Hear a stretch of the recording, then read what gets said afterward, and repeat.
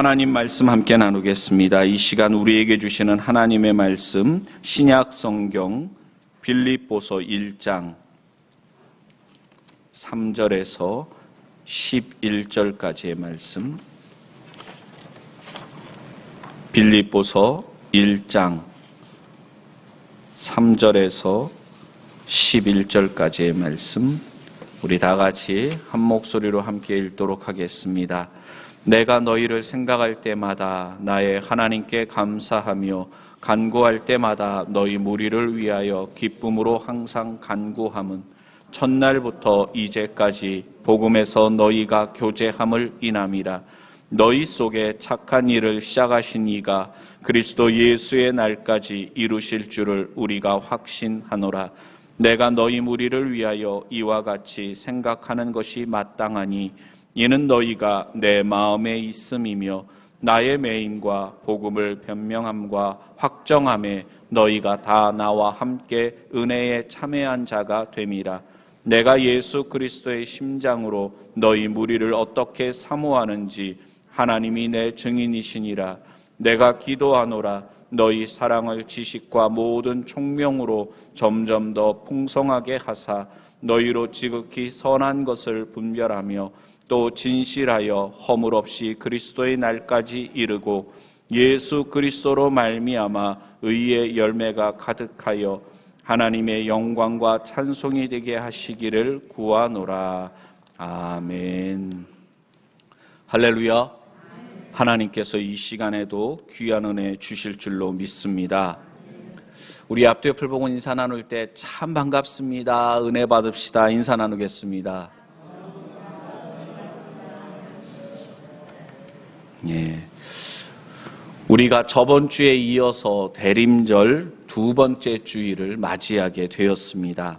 제가 저번 주 설교 시간에도 잠깐 설명을 드렸지만 대림절 또 대강절이라고 하는 이 절기는 성탄절을 앞두고 예수님께서 이 땅에 오신 것을 우리가 기억하고 감사하면서 2000년 전 첫 번째 성탄절을 바라보는 시간이지만 또 한편으로는 예수님께서 약속하신 대로 분명히 다시 오실 것을 믿고 다시 오실 예수님을 바라보는 그런 시간입니다. 그렇기 때문에 신랑 되신 예수님과의 만남을 설레임 가운데 기대하는 마음으로 그 시간을 준비하며 기다리는 시간. 우리의 인생은 죽지 못해 사는 인생이 아니라 죽기까지 나를 사랑하신 예수님을 만날 그 순간을 고대하면서 하루하루 살아가는 시간입니다. 살아생전에 예수님께서 약속하신 대로 구름 타고 다시 오시면 우리가 살아있는 동안에 예수님을 만날 수가 있습니다. 혹시라도 우리가 살아있는 동안에 예수님께서 오시지 않는다면 성경에 기록한 대로 예수님께서 다시 오실 때 우리도 예수님과 함께 다시 오게 될 것입니다. 그러면 살아있는 성도들을 다시 만나게 되는 그런 것입니다. 생각만 해도 얼마나 설레이고 기대되는 순간인지 모릅니다. 물론 중요한 게 있겠죠. 그건 뭡니까? 준비되어 있는 사람은 언제든지 예수님 보고 싶었어요. 달려갈 수 있겠지만 준비되지 않은 사람은 또는 에이구 무슨 소리야. 하나님이 어디 있어. 어떻게 2000년 전에 죽은 예수라는 사람이 날 대신해서 죽었다 그래. 어떻게 예수님을 믿기만 하면 구원받는다 그래. 헛소리야. 말도 안 되는 소리야. 거부하고 부정하고 그랬던 사람들은 영광의 자리가 아니라 두려움과 공포 그리고 심판의 날이 될 수밖에 없을 것입니다. 오늘 우리가 함께 읽은 말씀에도 보면 그리스도 예수의 날을 바라보면서 사도 바울이 너무나도 사랑하던 빌립보 교회 성도들에게 편지를 써서 보냅니다. 물론 사도 바울이 쓴 편지지만 성경에 이 빌립보서가 포함되어 있는 것은 사도 바울을 통해서 주님께서 말씀하고 있기 때문입니다. 단순히 빌립보 교회 성도들에게만 필요한 말씀이 아니라 모든 믿는 성도들에게 꼭 필요한 말씀을 사도 바울을 통하여 전해 주신 것입니다. 그렇기 때문에 오늘 우리가 이 대강절 기간 중에 이 말씀을 통해서 나는 예수님을 맞이할 준비가 되어 있는가? 나는 오늘 밤에라도 죽으면 주님 앞에 설 수밖에 없는데 오늘 밤에라도 예수님을 맞이할 준비가 되어 있는가? 우리 자신을 돌아보며 또 은혜 받는 귀한 시간 되기를 원합니다. 빌립보서는 언제 기록되었을까? 신학자들이 연구를 해보니까 대략적으로 사도 바울이 로마에 잡혀서 이제 예루살렘에서 잡혔지만 나는 로마 시민권을 가진 사람으로서 로마 황제에게 재판받기를 원한다. 그래서 죄수의 몸으로 로마 병사들에 의해서 로마로 압송되게 됩니다. 그리고 로마에 가서 처음에는 가택연금과 같은 그런 생활을 하게 됩니다.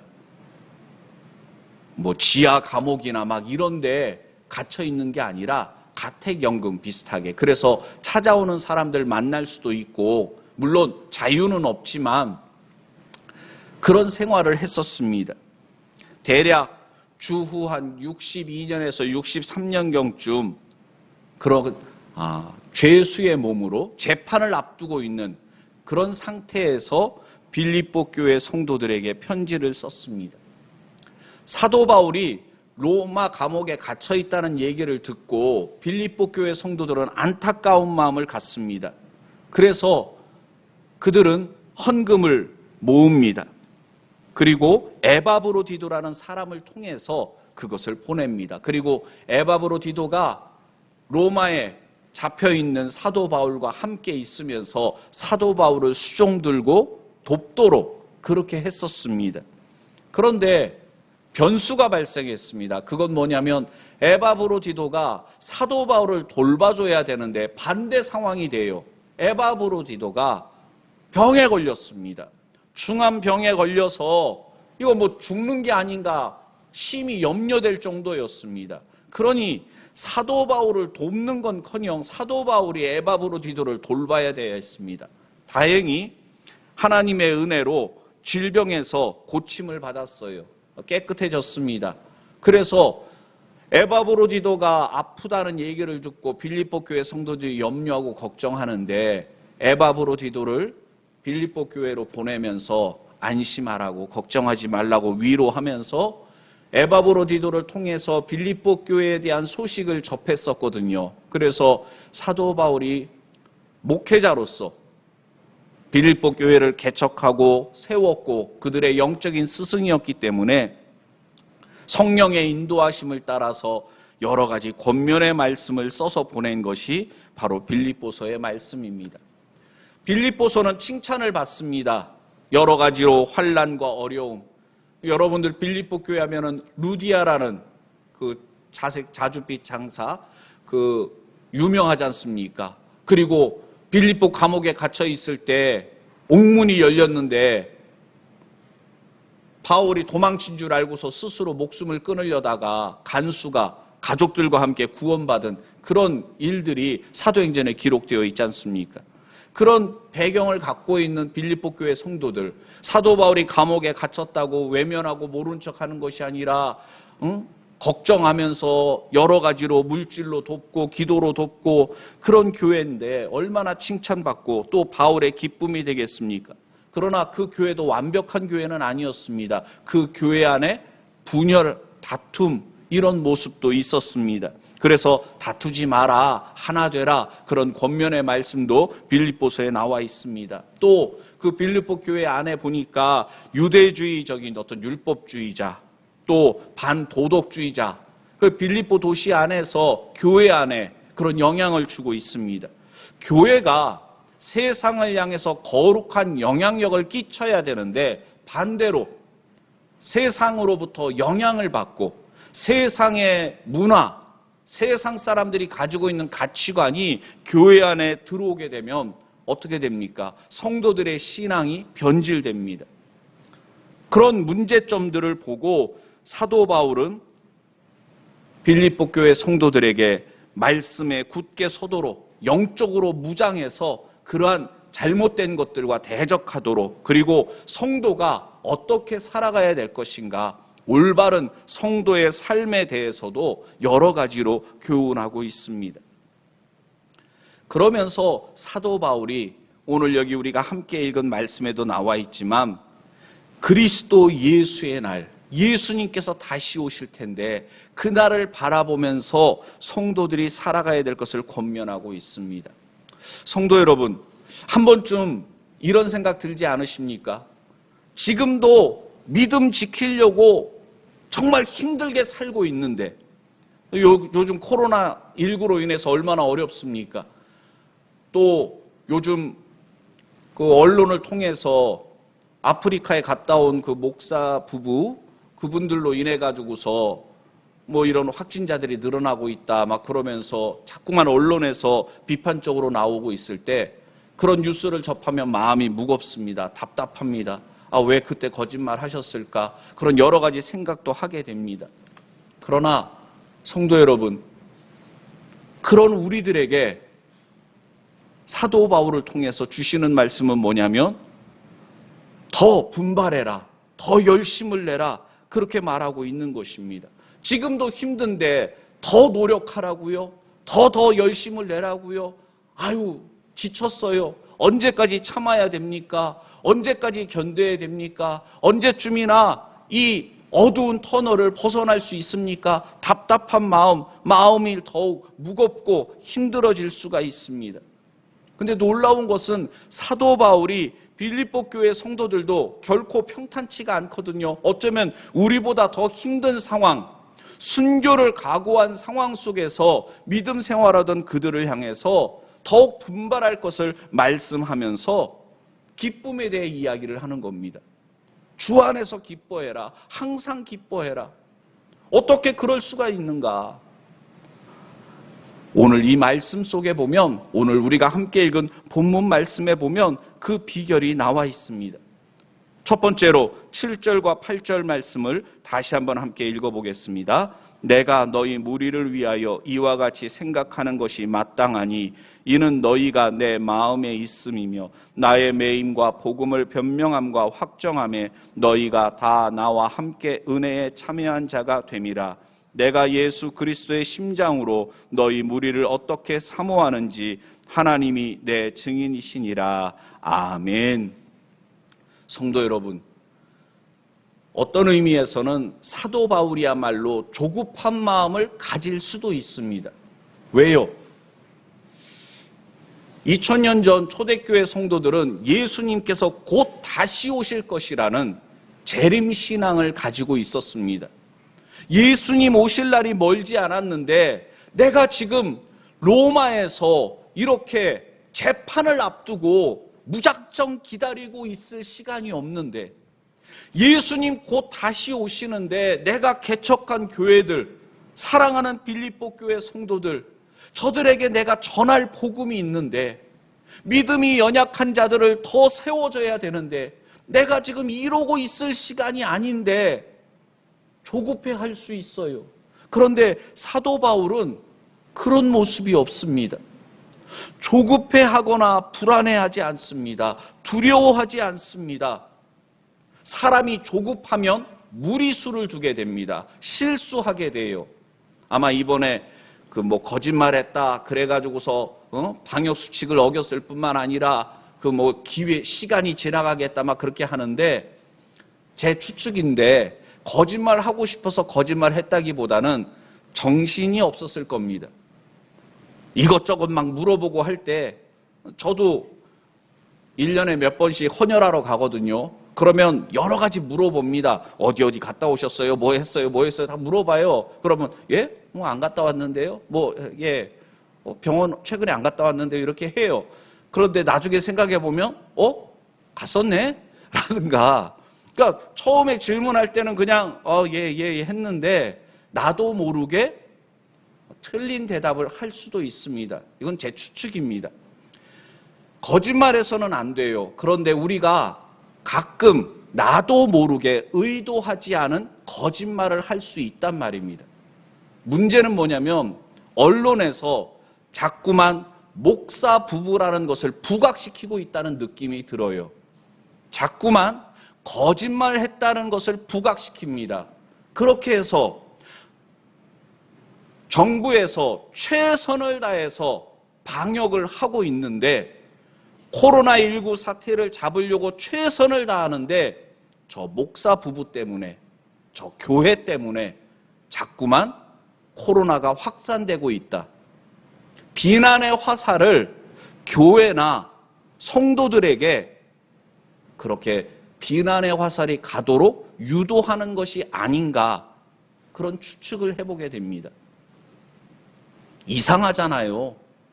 언론에서 너무 그런 면을 부각시키고 있습니다. 그래서 아주 그냥 댓글 올라오는 거나 그런 걸 보면은 아주 교회를 매도하고 막 그럽니다.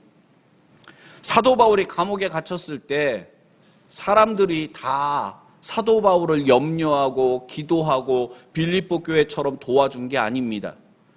뭐 죄진 게 있으니까 저렇게 감옥에 간 거야. 하나님께서 바울과 함께 하시면 바울을 지켜주실 텐데 바울이 감옥에 들어갔잖아. 하나님께서 버린 거야. 뭔가 문제가 있는 거야. 때는 이때다. 사도 바울이 교회 성도들에게 인기를 한 몸에 받고 있는데 그 인기를 가로채려고 하는, 사도 바울이 감옥에 갇혀 있는 동안에 어떻게 해서든지 자기들의 영향력을 키우려고 하는 그런 사람들도 있었단 말입니다. 다 빌립보 교회처럼 사도 바울과 끝까지 함께하고 돕고 그랬던 것이 아닙니다. 그런데 사도 바울은 마음이 평안합니다. 걱정하질 않아요. 불안해하지 않아요. 오히려 감옥 안에서 기뻐하고 감사하면서 성도들을 위로합니다. 어떻게 이것이 가능한가? 예수 그리스도로 충만했기 때문입니다. 감옥 안에 있었지만 사도 바울은 주님이 나와 함께 하고 계신다. 내가 너희를 얼마나 사랑하는지 하나님께서 내 증인이 되신다. 성도 여러분, 하나님께서 나와 함께 하시고 하나님께서 나를 사랑하신다는 것을 확신하면 두려워하지 않습니다. 걱정하지를 않습니다. 반대로 확신하지 못하면 불안합니다. 내 아내가, 내 남편이 나를 제일 사랑한다. 어째 아멘들을 안 하시네? 일부러 그런 건 아니고 그러신 거죠. 다시 한번 기회를 드리겠습니다. 내 아내는, 내 남편은 나를 제일 사랑한다. 예, 자신감을 가지세요. 예. 그 확신이 있으면 불안하지 않습니다. 제가 어렸을 때 짓궂었어요. 지금보다 더 장난기가 많았어요.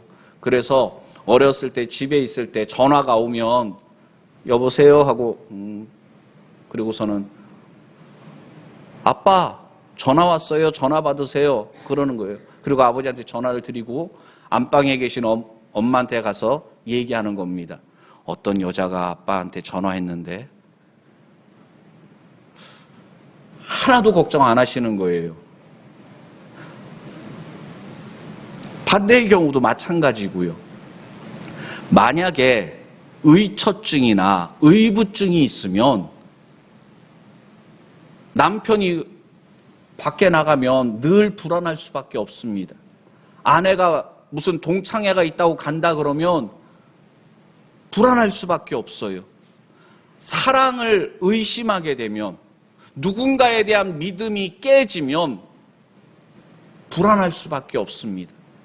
그런데 그 사랑, 그 믿음이 곤고해요. 예? 흔들림이지 않아요. 확신 가운데 있어요. 그러면 내가 어떤 형편, 어떤 상황에 놓여 있다 할지라도 사도 바울처럼 두려워하지 않게 되는 것입니다. 내가 지금 이러고 있을 때가 아닌데 그런 걸로 염려하지 않는 것입니다. 내가 하는 게 아니라 하나님께서 하신다. 사도 바울은 감옥 안에 있으면서도 이 확신이 있었던 거예요. 혹시 하시는 사업이 어렵습니까? 내가 하는 사업이 아니라 하나님께서 하시는 것이다. 자녀의 교육이 걱정되십니까? 내가 내 자식을 키우는 게 아니라 하나님께서 내 자녀를 키우신다. 이 믿음이 있다면 걱정이 없는 것입니다. 하나님께서 이루실 줄을 확신하노라. 오늘 설교 제목이고 오늘 본문에 나와 있는 사도 바울의 고백입니다. 성도 여러분, 걱정하지 마세요. 내가 걱정한다고 달라진다면 걱정해야죠. 내가 걱정하고 근심한다고 문제가 해결된다면 당연히 그렇게 해야죠. 사도 바울 보세요. 재판을 앞두고 아무것도 할 수가 없습니다. 빌립보 교회 성도들을 사랑하지만 그들에게 갈 수가 없어요. 자유가 제한되어 있습니다.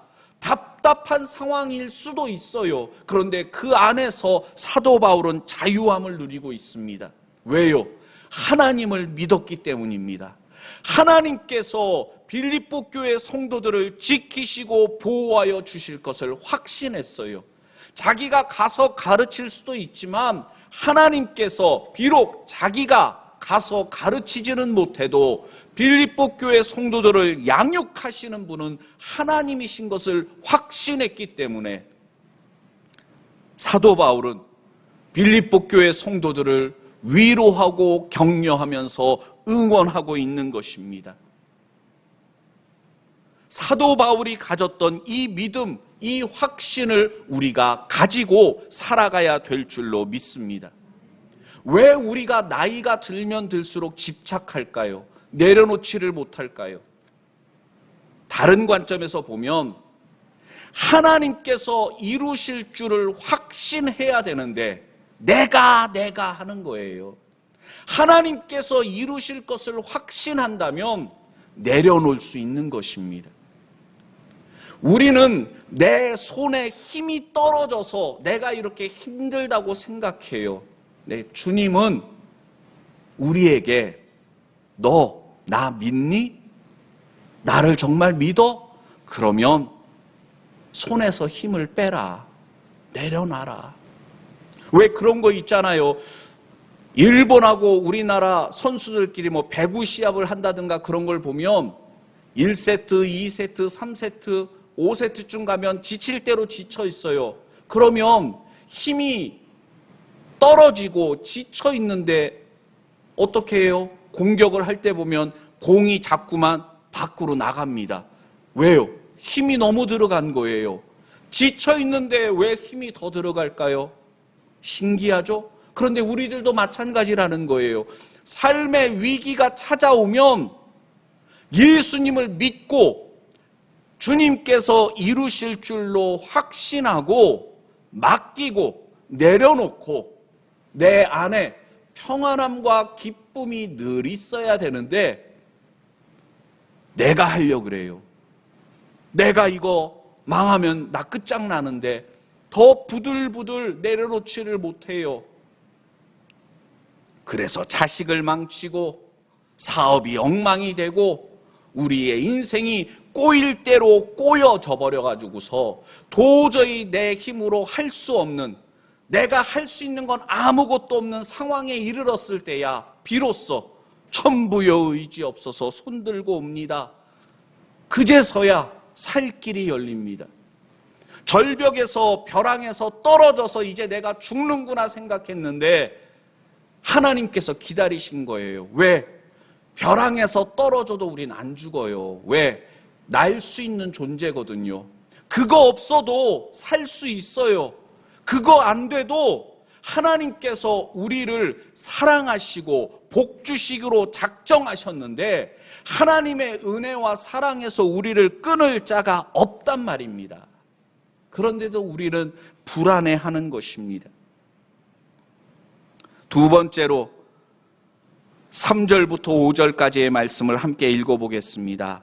내가 너희를 생각할 때마다 나의 하나님께 감사하며 간구할 때마다 너희 무리를 위하여 기쁨으로 항상 간구함은 첫날부터 이제까지 복음에서 너희가 교제함을 인함이라. 아멘. 성도 여러분, 더욱 주님 안에서 기뻐하며 감사하는 자가 되시기를 바랍니다. 사도 바울은 복음을 전하다가 감옥 안에 갇혔습니다. 로마의 죄수의 신분으로 지금 있습니다. 그런데 빌립보 교회 성도들에게 기쁨의 편지를 써서 보내고 있는 것입니다. 빌립보 교회 성도들을 바라볼 때 사도 바울 마음 안엔 기쁨이 충만했습니다. 왜 그런 거 있잖아요. 가르치는 보람이 있잖아요. 키우는 보람이 있잖아요. 아마 우리 교회 보면은 교사였던 분들도 계시고 또 교회에서 주일학교나 학생부 교사로 봉사했던 적이 있는 분들도 있을 겁니다. 가르치는 보람이 느낄 때가 있습니다. 예? 제자가 크는 모습을 보면 보람을 느낍니다. 사도 바울이 빌립보 교회 성도들, 그들을 개척하고 교회를 세우고 그들을 양육했었거든요. 그런데 빌립보 교회 성도들이 어느 순간 커져가지고서 자기를 도와요. 자기를 위해 기도해요. 돕는 사람을 보내요. 얼마나 마음이 뿌듯하고 기쁜지 모릅니다. 그런데 오늘 우리가 여기 말씀을 다시 한번 읽었지만 사도 바울은 그 기쁨에 대하여, 감사함에 대하여 어떻게 합니까? 감사의 대상이 온전히 하나님이신 것을 밝히고 있습니다. 빌립보 교회 성도들로 인해서 기뻐하고 감사하지만 궁극적으로는 하나님께서 이루셨습니다. 하나님께서 저 빌립보 교회 성도들을 저마만큼 자라게 하셨습니다. 하나님 감사합니다. 그거 고백인 거예요. 한번 따라해 주세요. 하나님 감사합니다. 성도 여러분, 감사의 대상이 헷갈리면 안 됩니다. 내가 키웠어. 내가 이마만큼 자라게 했어. 다 내 덕인 줄 알아. 이런 사람은 감사가 아예 없습니다. 또 감사의 대상을 착각하고 오해하는 경우가 있을 수 있습니다. 사람 누구 덕분이다. 그러면 어떻습니까? 자꾸 그 사람을 의지하게 됩니다. 그 사람 눈치 보게 됩니다. 사람 바라보면 안 됩니다. 하나님을 바라보고 하나님께서 다 이루셨습니다. 나의 나된 것 오로지 주의 은혜입니다. 내가 가진 모든 것 하나님께서 내게 허락하여 주신 것입니다. 하나님 감사합니다. 감옥 안에 갇혔지만 감사드리는 거예요. 매를 맞고 돌에 맞고 죽을 지경에도 여러 번 이르렀지만 사도 바울은 감사했어요. 나 같은 죄인 중에 괴수를 주님의 증인으로 삼아주시고 이방인의 사도로 부르신 것이 너무나도 감격스러워서 사도 바울은 기뻐하며 감사하며 순교자의 삶을 살아갔던 것입니다. 우리의 기쁨의 근원이 하나님이 오직 하나님으로 인하여 기뻐하고 감사하는 자가 돼야 될 줄로 믿습니다. 내 환경이나 내 여건이나 내가 가진 것이나 아니면 나를 도와주는 어떤 사람, 그렇다면 조건 때문에 우리가 감사하고 기뻐하고 즐거워한다면 그것은 영원하지가 않습니다. 그런데 하나님으로 인하여 기뻐하고 감사하는 삶은 변함이 없습니다. 흔들림이 없습니다. 왜냐하면 하나님은 늘 변함없는 분이시고 한결같은 분이시고 그분은 우리 정말 나보다 나를 더 잘 아시는 하나님께서 맞춤 서비스를 해주시는 분이시단 말입니다. 그 하나님을 신뢰하며 우리가 범사에 감사하며 살아가야 될 줄로 믿습니다. 세 번째로 9절부터 11절까지의 말씀입니다. 같이 한번 읽어봅니다. 내가 기도하노라 너희 사랑을 지식과 모든 총명으로 점점 더 풍성하게 하사 너희로 지극히 선한 것을 분별하며 또 진실하여 허물 없이 그리스도의 날까지 이르고 예수 그리스도로 말미암아 의의 열매가 가득하여 하나님의 영광과 찬송이 되게 하시기를 구하노라. 아멘. 빌립보 교회 성도들을 향한 사도 바울의 중보의 기도가 나와 있습니다. 그런데 그 기도의 내용을 보니까 주님 안에서 너희가 하나님의 영광과 찬송이 되기를 원한다. 그리고 하나님께서 그것을 이루실 줄로 나는 확신한다. 그렇게 말하고 있습니다. 성도 여러분, 지금까지 지내온 것 주님의 크신 은혜인 줄 믿습니다. 때로는 살다 보면 외로울 때가 있습니다. 아무도 없는 것 같아요. 내 마음을 알아주는 사람도 아무도 없는 것 같아요. 믿음의 길을 걸어가는데 외로움이 느껴질 때도 있습니다. 속으시면 안 됩니다. 예수님께서 약속하신 것이 무엇입니까? 볼지어다 내가 세상 끝날까지 너희와 항상 함께 있으리라 약속하셨습니다. 사도 바울이 감옥 안에서도 기뻐하고 감사하고 담대할 수 있었던 것은, 그리고 빌립보 교회 성도들을 위하여 이렇게 담대하게 기도할 수 있었던 것은 예수님의 그 말씀을 믿었기 때문입니다. 우리는 혼자가 아닙니다. 주님이 우리와 함께하고 계십니다. 그래서 우리가 부르는 찬양도 좀 생각을 해볼 필요가 있습니다. 자기 연민에 빠져서 사는 게 너무 힘들어요. 믿음을 지키는 게 너무 힘들어요.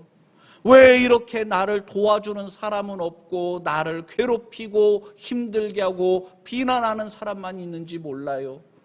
그러니까 탄식이 절로 나오고 낮에나 밤에나 눈물 머금고 오 주님 언제쯤 오시렵니까?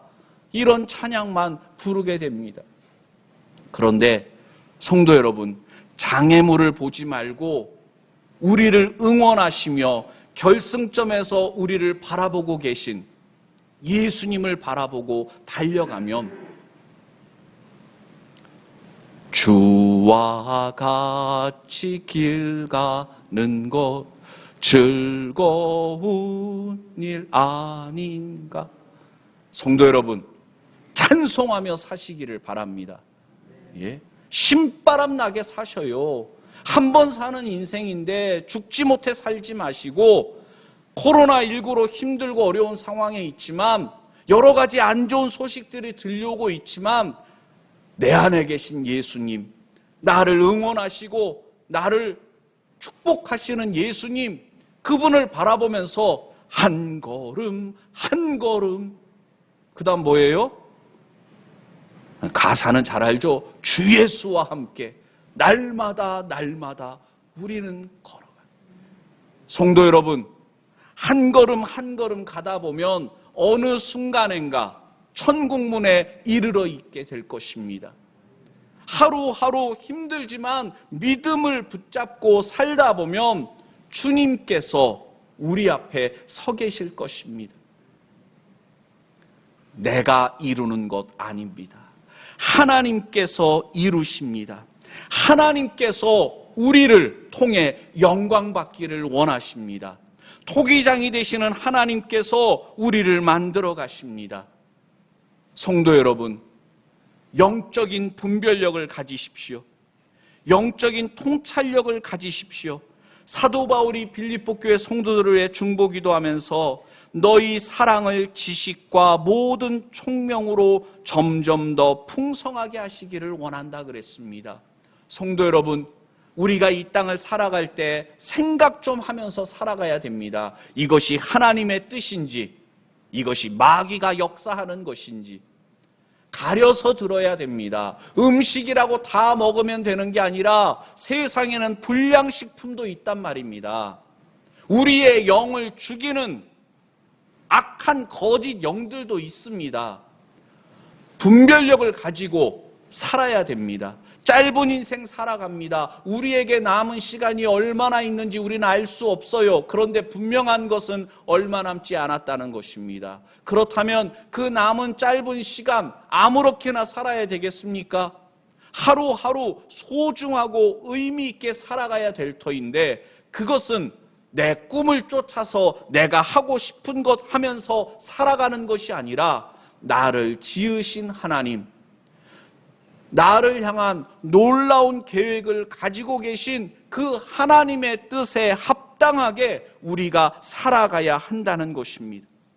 그러려면 영적인 분별력을 가져야 됩니다. 무엇이 선이고 무엇이 악인지, 하나님께서 오늘 내가 어떻게 살아가기를 원하시는지 늘 하나님의 뜻을 구하면서 우리가 살아가야 되는 것입니다. 그러면 내가 감옥 안에 있다 할지라도, 내가 병상에 누워 있다 할지라도, 세상 사람들이 볼 때는 인생의 밑바닥인 것 같고 실패한 인생인 것 같고 불쌍한 인생처럼 사람들은 생각할지 모르지만, 사도 바울처럼 나는 부유한 사람이다, 나는 행복한 사람이다, 나는 주 안에서 기뻐하노라, 세상 사람들이 이해할 수도 없고 세상 사람들이 알 수 없는 신비, 주님 안에서 누리는, 천국 가서만 누리는 것이 아니라 이 땅에서 주님과 함께 천국 영생을 맛보면서 주 안에서 살아가는 우리들이 될 줄로 믿습니다. 이 시간 주신 말씀을 생각하며 우리 함께 기도할 때 성도 여러분, 하나님께서 이루실 줄로 확신하시기를 바랍니다. 우리를 힘들게 하고 우리를 불안케 하는 것이 무엇이랄지라도 십자가 앞에 내려놓고 주님 앞에 기도하시기를 바랍니다. 다 같이 함께 기도합니다. 걸어가신 아버지 하나님,